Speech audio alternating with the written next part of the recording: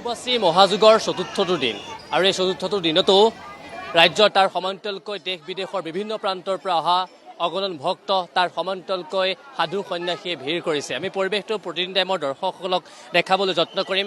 এনেদৰে বৰ্তমান সময়ত বিভিন্ন প্ৰান্তৰ পৰা অহা ভক্তসকলে মাক আৰাধনা কৰিছে আৰু লোকবিশ্বাস আছে যে এই অম্বুবাচীৰ সময়ত যিসকলে আহি মাক আৰাধনা কৰে, মাৰ ওচৰত প্ৰাৰ্থনা কৰে, সেই আশীৰ্বাদ পূৰ্ণ হয় বুলিও এক লোকবিশ্বাস আছে। আপোনালোকে দেখিছে এনেদৰে পুৱাৰ ভাগতে বিভিন্ন প্ৰান্তৰ পৰা অহা অগণন ভক্তই আহি তেখেতসকলে মাৰ শ্ৰীচৰণত আশীষ লৈছে আৰু আনবাৰতকৈ এইবাৰ কিছু নীতি নিয়মৰ ক্ষেত্ৰতো বিশেষ ব্যৱস্থা গ্ৰহণ কৰা হৈছে। পুৱা 5 বজাতেই যিটো মুখ্য দুৱাৰ, সেই মুখ্য দুৱাৰ খুলি দিয়া হৈছে যাতে ভক্তসকল আহিব পাৰে। তাৰ সমান্তৰালকৈ নিশা 6 বজাৰ লগে লগে দুৱাৰ বন্ধ কৰি দিয়া হৈছে আৰু এনেদৰে বৰ্তমান সময়ত বিভিন্ন প্ৰান্তৰ পৰা অহা ভক্তসকলে প্ৰায় 5-6 কিলোমিটাৰ পথ খোজকাঢ়ি তেখেতসকলে মাৰ শ্ৰীচৰণত আশীষ লৈছে। আমি দেখুৱাইছোঁ এক লোকাৰণ্য পৰিৱেশ, উখল মাখল পৰিৱেশে বিৰাজ কৰিছে। বিভিন্ন প্ৰান্তৰ পৰা অহা অগণন ভক্তই ভিৰ কৰা পৰিলক্ষিত হৈছে। আজি হৈছে চতুৰ্থটো দিন আৰু এই চতুৰ্থটো দিনতো এনেদৰে বিভিন্ন প্ৰান্তৰ পৰা অহা অগণন ভক্ত সাধু সন্যাসীয়ে ভিৰ কৰিছে আৰু আপোনালোকে দেখিছে এটা খুব সুন্দৰ দৃশ্যাংশ, কাৰণ এনেদৰে বিভিন্ন প্ৰান্তৰ পৰা অহা হাজাৰ হাজাৰ যিসকল ভক্ত আছে সকলোৱে ইয়াত থকা শিলৰ ওপৰত অৰ্থাৎ নীলাচলৰ বুকুত বহি মাক আৰাধনা কৰিছে, মাৰ পৰা আশীষ বিচাৰিছে। যিহেতুকে অম্বুবাচীৰ সময়ত মই ইতিমধ্যে উল্লেখ কৰিছোঁৱে, যি মনৰ আশা লৈ এই কামাখ্যা দুৱাৰলৈ আহে বা কামাখ্যা নামত আহি আশীষ বিচাৰে, সেই আশাই পূৰ্ণ হয় আৰু সেই লোকবিশ্বাস অৱগত কৰিয়ে বিভিন্ন প্ৰান্তৰ পৰাই প্ৰত্যেক বছৰে অম্বুবাচীৰ সময়ত লাখ লাখ ভক্ত আহি ভিৰ কৰা পৰিলক্ষিত হয়। আমি পোনপটীয়া সম্প্ৰচাৰযোগে দীপক স্বৰ্গীয় আছে, তেখেতৰ সহযোগত সামগ্ৰিক দৃশ্যাংশ প্ৰতিদিন টাইমৰ দৰ্শকসকলক দেখুৱাইছোঁ। এনেদৰে এটা খুব সুন্দৰ দৃশ্যাংশ, এক আধ্যাত্মিকতাই বিৰাজ কৰা পৰিলক্ষিত হৈছে।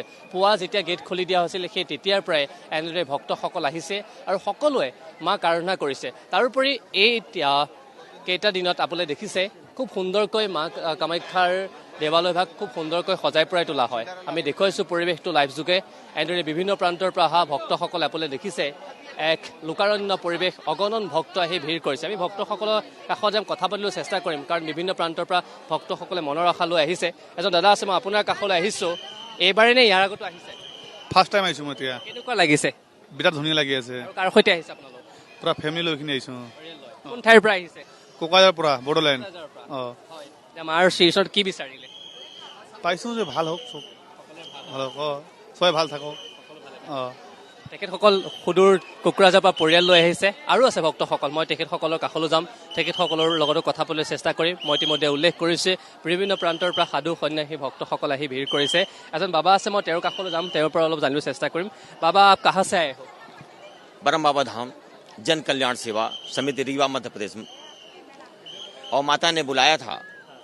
संत कालिका दास जी महाराज माँ भगवती को ने याद किया, हम पहुंच गए। माँ जगदम्बा की करुणा, दया, सुख, वैभव महान है। ये जगत जननी महामाया, योग माया, आदि शक्ति जगदम्बा सिरावाली, काम रूप देवी में कामना को पूर्ण करने वाली जगदम्बा आसाम गुवाहाटी में नीलांचल पर्वत में विराजमान है। ये महासंयोग माँ जगदम्बा ने इस रूप में अम्बुबाची मेला का प्रांगण बनाया है। ये आशीर्वाद देने के लिए है कि माँ से बड़ा संसार में न कोई है न कोई रहेगा। जगत जननी अम्बे बच्चों का कल्याण करने के लिए ये जून के माह में अवतरण होता है। ये अम्बुबाची मेला पूरे भारत, पूरे विश्व में जगत विख्यात है।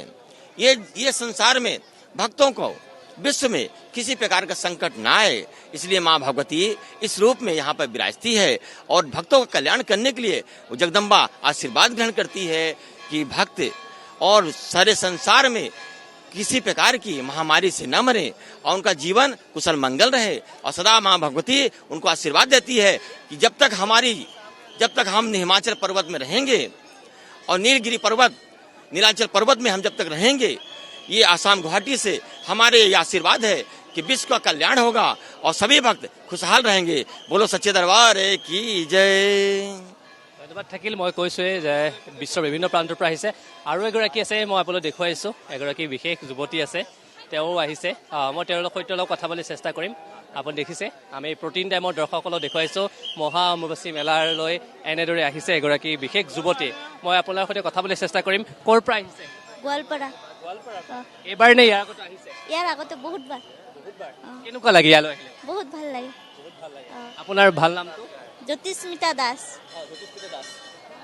জ্যোতিস্মিতা আপোনাৰ সৈতে আৰু কোন কোন আহিছে মা আহিছে ভাইটি আহিছে দাদা আহিছে পৰিয়ালৰ সৈতে আহিছে মাৰ পৰা কি বিচাৰিছে বহুত আশা আছে মানে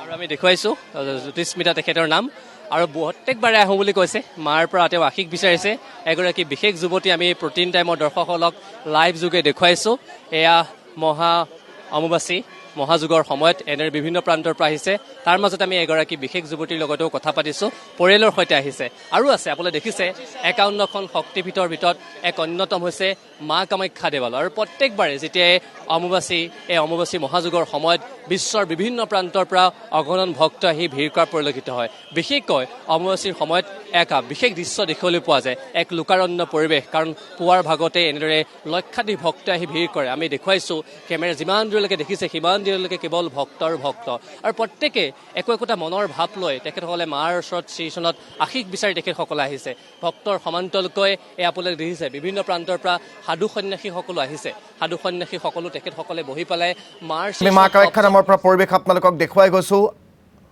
শচীন শ্যামন্ত বৰাৰ জৰিয়তে আজি অন্তিম দিনাৰ পুৱাৰ ভাগতো লোকাৰণ্য পৰিৱেশী দেখিবলৈ পোৱা গৈছে কামাখ্যা ধামত